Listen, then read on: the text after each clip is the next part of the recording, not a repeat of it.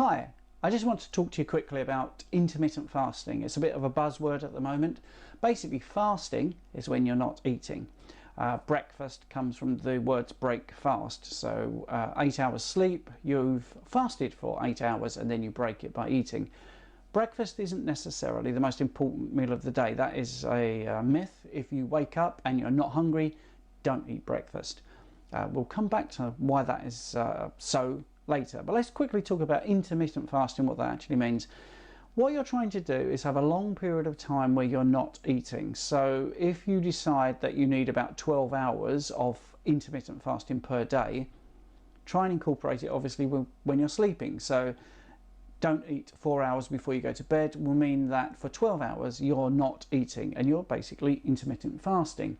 For those of you that are worried about fasting and thinking, well, I won't have any energy, this isn't really the case. Fasting is very safe. It's been around for well over 2,000 years. Cultures and religions follow 40-day fasts even now. So it's something that the body is attuned to. Obviously, before agriculture and commercial farming, we didn't know where our next meal was coming from. So the body is definitely adapted to be able to cope for 3 days without any food quite easily. Obviously, after about 3 days, you definitely need to have a drink, but you can survive even longer without eating. So just doing 12 hours is pretty manageable. Most of us have some excess nutrients hanging around in the form of fat.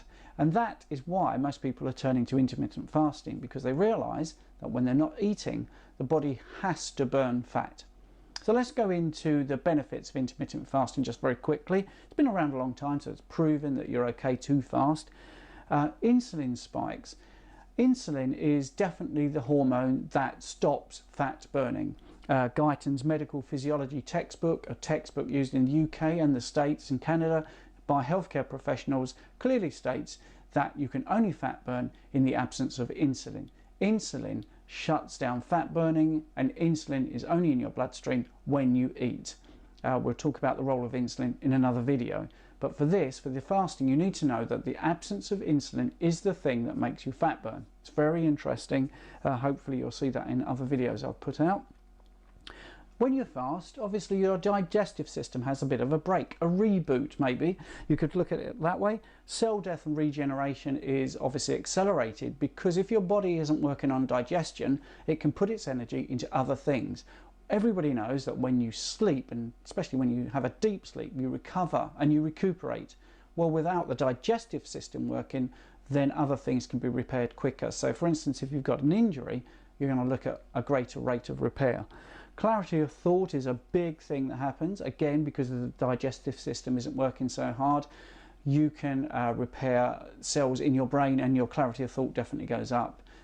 Your brain will run better on ketones, which is the energy source when sugar isn't available and glucose isn't available. That is a cleaner way for your body to operate. There is some debate about how much glucose the brain needs. It's possibly only about 3% when you look at the science, and the liver does a thing called gluconeogenesis, which produces the glucose that the brain needs. So actually your clarity of thought is greater. You'll go into a thing called ketosis. As I say, if you're not eating, it's a clean energy system. It's better than sugar for you. It's definitely better than carbs. It doesn't spike insulin. You're burning ketones. That means you're burning your fat. So there are the benefits of intermittent fasting. Let's look at the time factor. If you can do 12 hours, that's a pretty good start. If you can do 16 hours, that is amazing. I have been training for a long time. I'm 53 now, and it is still something I'm surprised at, that after fasting for 16 hours, I can then go straight into a workout with my clients. Definitely there's enough energy in your body to be able to do these things. You need to just change the way you think about food, which it's so drummed into us that breakfast is the most important meal of the day, when this just isn't true. Just eat when you are hungry. That's a great thing. So you can go for about 16 hours quite easily without any food. There's enough nutrients in you to see through the day. You'll be burning fat and you will feel better and actually less fatigued. So that's intermittent fasting. You can go over to 24 hours. Some people do that as well, but obviously stick with starting off on maybe 12 hours and just getting your body used to it.